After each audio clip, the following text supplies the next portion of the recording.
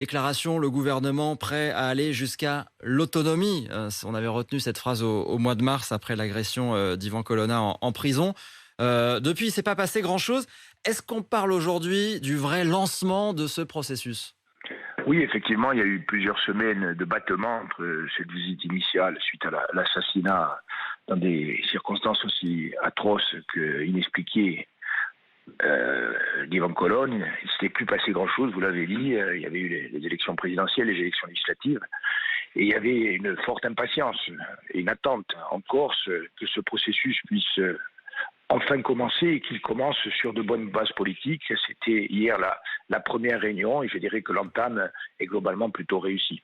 L'entame est réussie. Vous étiez hier à Paris. Vous avez déjà rencontré Gérald Darmanin pour préparer ce déplacement.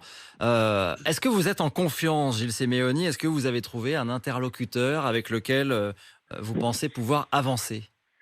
Ce qui est certain, c'est que Gérald Darmanin, d'abord, a tenu les engagements qu'il avait pris lorsqu'il était venu en Corse, notamment concernant le rapprochement de Pierre-Alessandre et Ferrand, qui était attendu conformément au droit et demandé par la Corse tout entière. Ensuite, il a tenu son engagement d'avoir cette première réunion inaugurale du processus dans les délais les plus utiles. Donc, ce sont deux points positifs. Globalement, nous avons les élus de la Corse qui étaient présents hier à la réunion, eu 4 heures de discussion avec un interlocuteur ministériel qui a un mandat clair et de la Première ministre et du Président de la République pour aborder toutes les problématiques de l'île, y compris dans le domaine institutionnel, pour aller jusqu'à un statut d'autonomie. Donc, Le mot a ça, été prononcé hier. Le mot autonomie est toujours sur la table?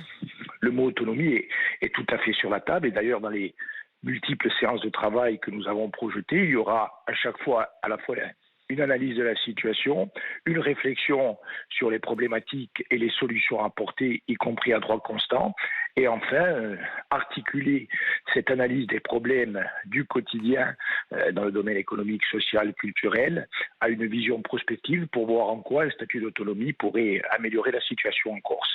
Donc ce sont des éléments positifs. Ceci étant, malheureusement, le passé, notamment les 7 années qui viennent de s'écouler, pendant lesquelles nous n'avons pas pu avoir de véritable dialogue avec l'État, malgré notre volonté constante, ces 7 années ne sont pas oubliées. Donc, optimisme, bien sûr, mais en même temps, Hmm. prudence et détermination. Alors,